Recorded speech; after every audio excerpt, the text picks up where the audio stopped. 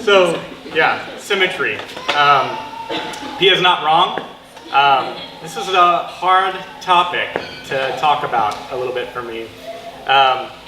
So, I am going to talk about symmetry today. But first, how does that make you feel? Are you a bit frustrated? A little bit on edge? Maybe do you wish you hadn't come to this talk already? Well, bear with me. This talk does align pretty well with how I approach any conversation, so be prepared to jump all over the place with very little tie to the theme, roughly, of symmetry as well. So a little bit about me. I'm Josh Christopher. We talked about Project 202 already. I'm a senior experience director with them. I have 2 small children, 2 and 4, so I enjoy my family time with them. I do woodworking, like Pia said, and we'll talk a little bit about that. I'm a design manager with Project 202, so I care pretty passionately about that. UX design, product ownership. My degree and my background is in industrial design, so product design. I went to art school, which you'll also see a little bit of that in this deck, so you are all my people. I'm really into self-deprecating humor. I have tiny hands. I enjoy comedy as well, as you'll see. So, I don't know if you know how Creative Mornings talks work. I think Pia talked about that a little bit, but they loosely have this theme of symmetry, which you're supposed to tie to, and well, to be honest, I did struggle to try and land the plane on this quite a bit, and I really wanted to come up with something provocative to say about symmetry. And the last thing I wanted to do was get up here and just simply define symmetry for you all. So after months of working on the topic and kind of beating it around in my head, what I finally landed on is the definition of symmetry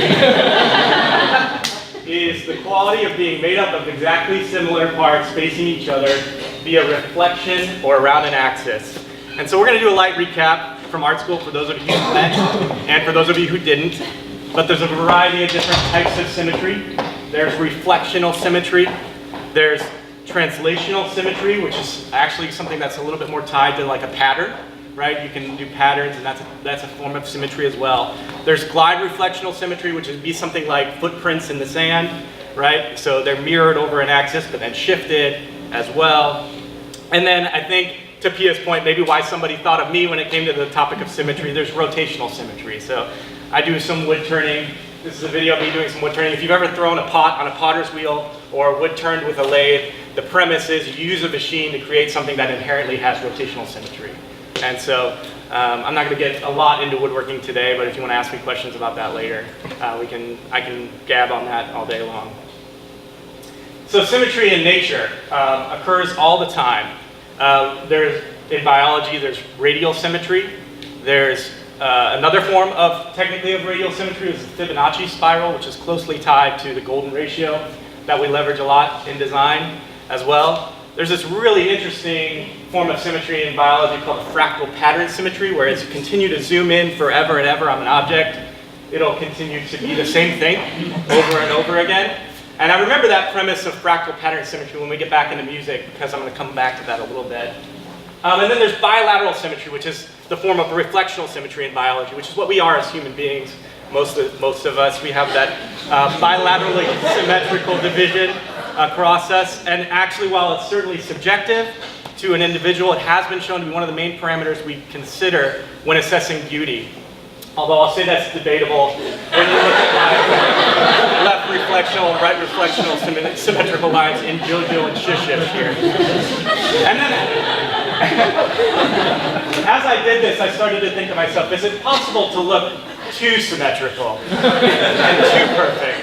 And that really led me to think about the uncanny valley a little bit. Those of you that are familiar with that premise, it's a common unsettling feeling we get when we have experience with androids or humanoid robots, both in audio or visual simulations. We get 90% of the way to replicating human beings, and that additional 10% is a huge valley for us to cross for it to actually be believable rather than creepy. And so I think maybe some of the things that lend to that are the fact that when we create synthetics, we create completely symmetrical beings, and that perfection also sometimes could be something that lends to the fact that we are uneasy about it. There was even a study done in 1999 that showed that women can actually smell, via blind smell tests, can smell how bilaterally symmetrical a man is via blind smell tests. And the actual quote from the study that I have is, a study in 1999 showed that the body scent of a man who has greater body bilateral symmetry is rated as more attractive by normally ovulating, non-pill using women during the period of highest fertility based on the day within their menstrual cycle. And I promised both my female co-workers and my wife I wasn't going to say menstrual cycle in my talk about symmetry, yet here we are. Sorry for all of you. Now we make exceptions about how attractive people are, whether or not they're symmetrical or not all the time, so if you're not don't be upset about that. That's okay. Since we're talking about faces, humans love seeing them. We see them everywhere. Even if there's anything that could be perceived as two eyes and a nose, we immediately project a face onto that thing. That's actually a psychological phenomenon called pareidolia. It's a fun thing to Google and check out, and that's just basically the fact that our brains lend significance to facial features in particular random patterns. And while we're still on the subject of faces, I think this slide deck just needs one more picture of me. But the very fact that you all who've never met me before are sitting down there going like, have I met this guy before? He looks just like my cousin, or Little Dicky, or Seth Rogen. I, all the time, get recognized for people that I'm not, and so to me, I just classify that as doppelganger syndrome, and another example of why nature's lazy. All right, so like I said, whoa, this is our first jump into a different area, but symmetry in math and physics, I thought, you know, what better for a bunch of creatives than to start talking about math and physics. So when I came across this example in my research around symmetry in physics, I really gravitated toward this story and I wanted to share it with you all. So in 1915, Albert Einstein and David Hilbert were having issues with their general theory of relativity. They needed a fresh set of eyes, so they enlisted the assistance of a mathematician named Emmy Noether. And it was a scandal. At the time, Hilbert tried to obtain a position for her at the university that they were at, but was met with resistance. So Emmy and Hilbert just said, screw it. And Emmy began to offer lectures under Hilbert's name as his assistant. But at the time, Einstein and Hilbert were at this paradox where they were like, so if energy can warp space-time, and space-time contains energy, then space-time should warp space-time. F this, right? They were at this insane paradox. And then Emmy came in and basically said, dudes, calm down. Things are a lot more predictable than that because symmetry, hang on while I math this to death. And she began to come up with a whole lot of things that we now know as Noether's theorem, which lent significance to what ended up being the general theory of relativity. And it had to do with symmetry and movement. So one of the aspects of Noether's theorem is this premise of translational invariance. So if a machine or a system operates under a certain set of principles, and I move that machine, and I'm able to replicate its environment, that machine should function in the same way in a new location. Similarly, there's time invariance. If I have a machine and it operates in a certain way, and at any time in the future, if I'm able to replicate its environment, that machine should function in the same way. And then lastly, rotational invariance. So I have a machine and I apply rotation to it and I replicate its environment, that machine should function in the same way. And you can see how this will end up lending itself to, you know, planets moving around a star in a solar system, and the continuity and consistency in movement that we lend and we know of as physics. So consistency in movement is essentially what we call symmetry in physics. All right, I'm off of the smarter topics for me, my struggles. There. All right, getting into symmetry in music. So there, remember that fractal pattern symmetry I talked about earlier on? There's this premise in music called a music fractal, and that's where a piece of music, when slowed down or sped up or reversed and played over itself, can actually harmonize with that piece over top of itself. And I've got a really good example of that. Johann Sebastian Bach loved him some symmetry in his fugues, and I'm gonna play one for you real quick. What this represents is just different speeds of the same pattern, either played in reverse with different instruments at different keys, all played over itself and layered over itself as well.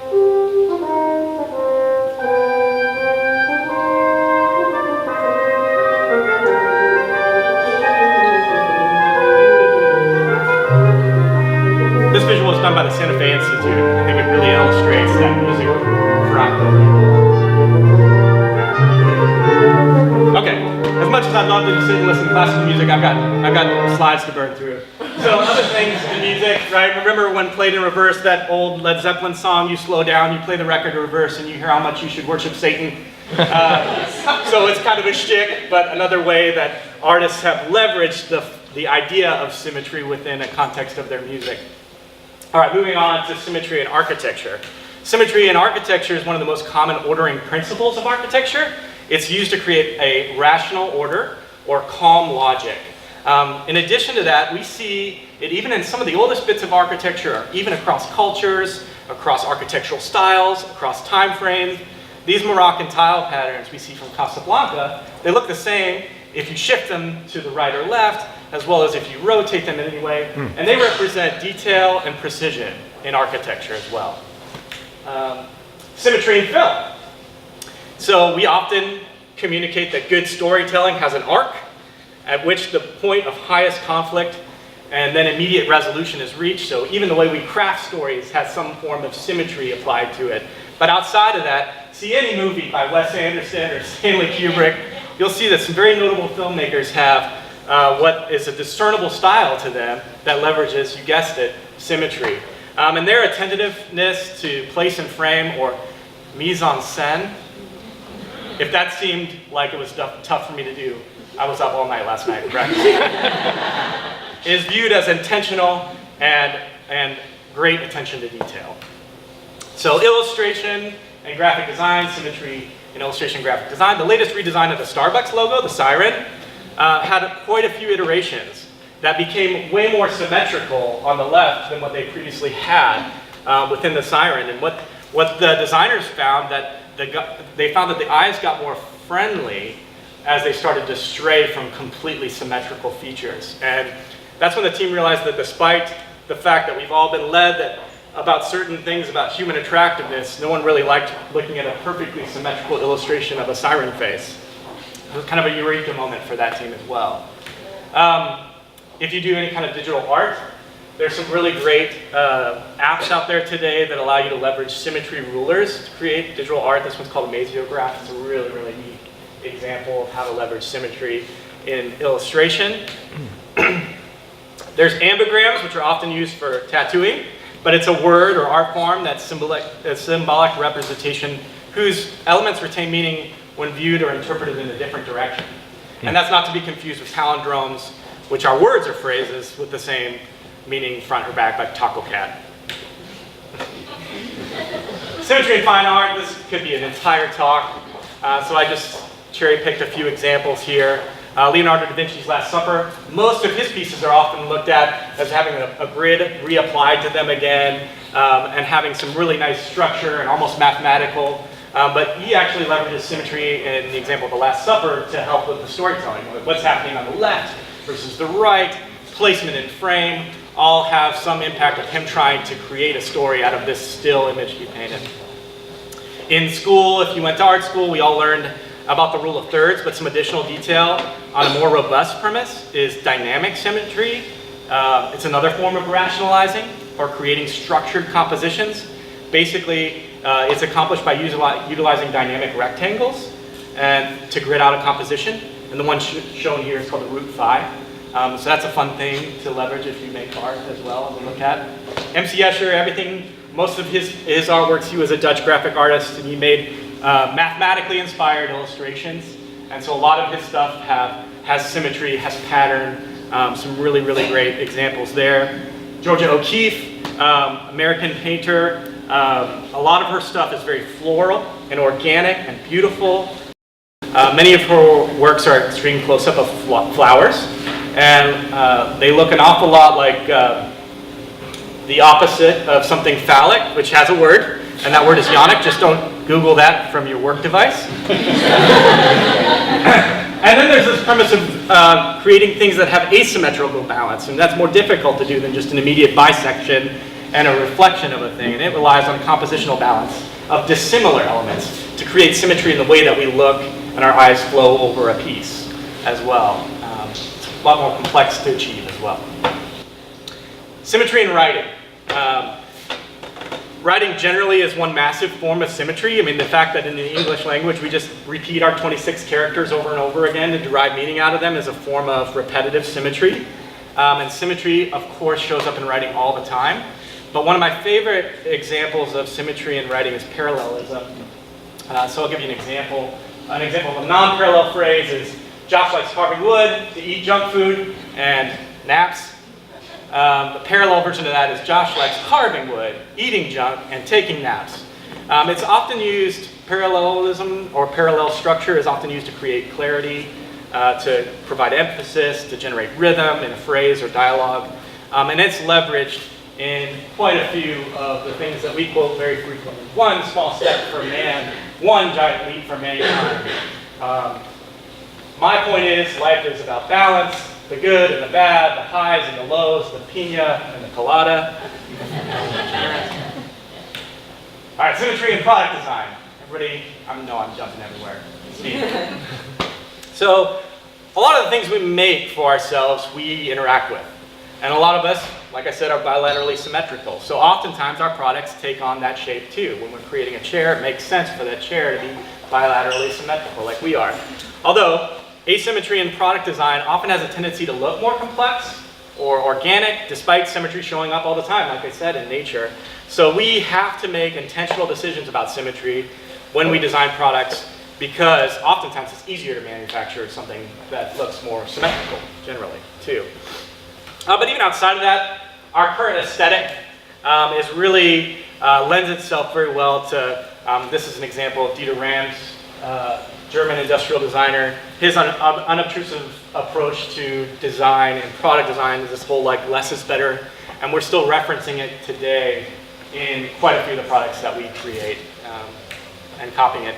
Now, this is an example of asymmetry in product design. It's off the license plate on the Land Rover. It's only been off to the left. The most recent design of the Land Rover is pretty polarizing.